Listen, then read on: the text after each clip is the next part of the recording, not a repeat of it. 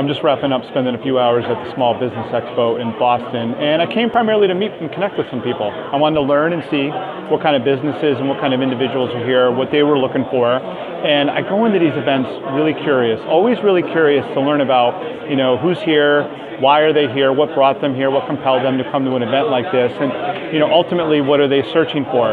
And I also always make sure that I always want to focus on making maybe 2 or 3 really good connections. So when you go out and you go to events like this or conferences and exhibits and whatnot, what is your mission? Are you thinking ahead of time about what it is you're there for, what you're there to do, and most importantly, like what kind of people you want to meet? Because it's great to make relationships, it's great to network, but we should always be intentional about it. Be intentional about the kind of people you want to align with. Make sure that they're aligned with where you're going, with the impact you're looking to make, and vice versa. That's going to ultimately make for a better relationship. That connection that you make is going to have a better chance of growing and being mutually beneficial, or even just one-way beneficial for somebody in the relationship and the connection when you're aligned with where you're going. So be intentional. Think about who you're looking to meet.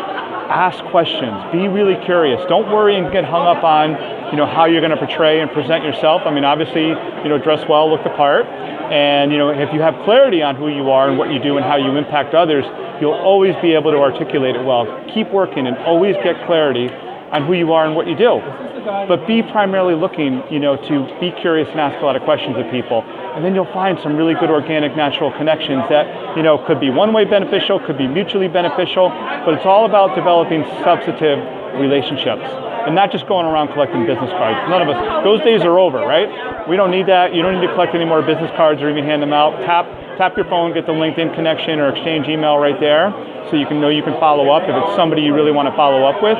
But be mostly interested in learning. And if you do that, you're gonna really benefit and you're gonna really find good relationships that are gonna pay off for everybody in the long run.